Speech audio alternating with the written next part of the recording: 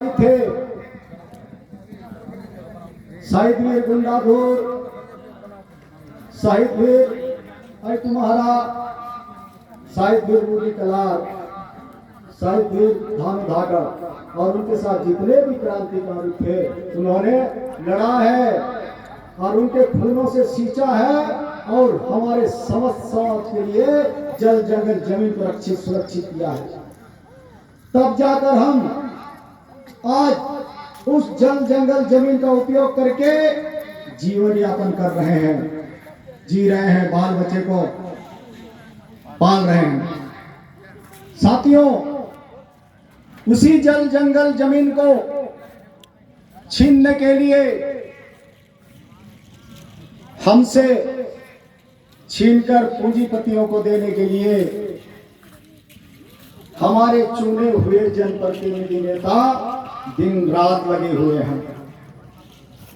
साथियों, वो दिन आ गया है, जल जंगल जमीन को बचाने के लिए क्रांतिकारियों ने लड़ा था, उसी प्रकार पुनः एक बार भूमिका लाने की आवश्यकता है, अब जरूरत है। साथियों, आज हमारे क्षेत्र में आदिकाल से निवासरत आदिवासियों के जल जंगल जमीन खनिजों को हमसे छीनना कौन चाह रहे हैं, क्यों चाह रहे हैं, इस पर हमें गंभीर चिंतन मनन करने की जरूरत है। हम जितने भी जनप्रतिनिधि चुनते हैं, क्या वो हमारे साथ है?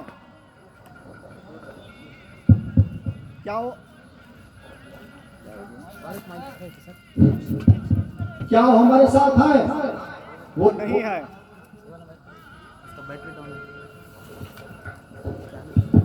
वो हमारे साथ नहीं है, वो बड़े बड़े पूंजीपतियों के साथ है। हम ये सोच के उनको चुनते हैं कि हमारे नेता हैं, आरक्षित सीटों से चुन के हम भेजते हैं। जब चुनाव रहता है हमारे रहते हैं, जब हम उनको वोट देके चुनते हैं तो पार्टी के हो जाते हैं, वो हमारे नहीं रहते। हमारे चुना हुआ नेता हमको बचाना ही नहीं चाहता।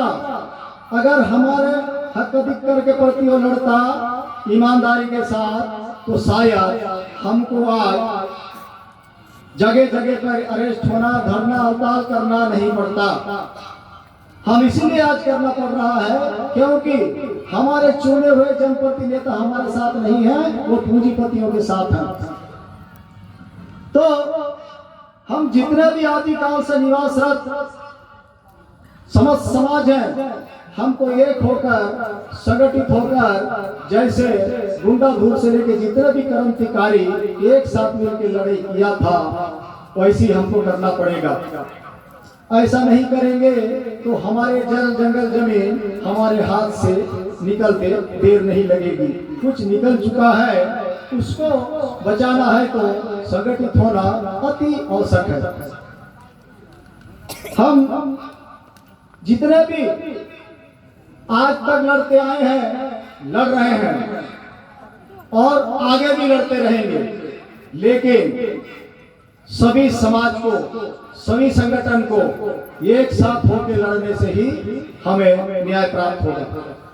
अलग अलग होकर हम लड़ेंगे, संघर्ष करेंगे तो हमको न्याय प्राप्त नहीं होगा।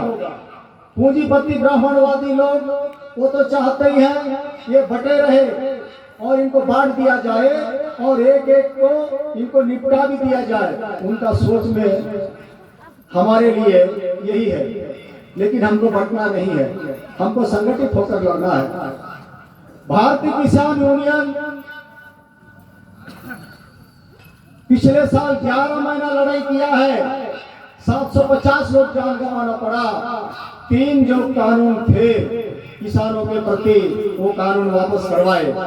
कितने लोग, 750 लोग तो जान गंवाने के बाद ही सरकार होश में आई है, जागी है, वो वापस ली है।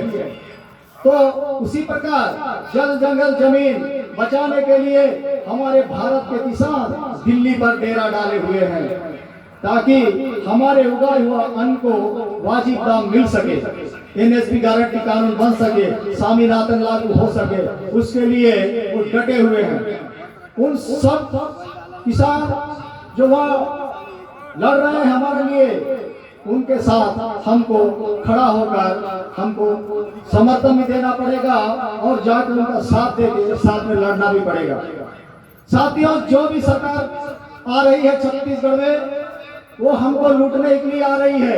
हमारे जल जंगल जमीन को छीन के पूंजीपतियों के हवाले करने ही आ रही है। हमको बचाने के लिए या हमारे तरक्की कर सके या हमारे स्वास्थ्य शिक्षा पर काम करेगी, ऐसा आज तक दिख नहीं रहा है, ना कर रही है। साथियों, हम लोग कहाँ कमजोर हो रहे हैं, जबकि संविधान भी हमको ताकत दिया है, जनसंख्या भी हमारी है, चुने हुए नेता सरपंच, जनपद, जिला, विधायक, सांसद सभी हमारे हैं। उसके बाद भी हमको न्याय प्राप्त नहीं होना, न्याय पाने के लिए दर दर ठोकरे खाने पड़ रहा है, भटकने पड़ रहा है। तो क्या कारण है, इसे भी खोजना होगा। हम जितने मूल समाज के हैं, एक होकर इस विषय में हमको विधायक, सांसद, मंत्रियों को स्पष्ट सामने रख के पूछना चाहिए। उनको स्पष्ट इसलिए पूछना चाहिए, क्या हम जनता आपको बेशकीमती वोट देकर क्या के लिए चुने?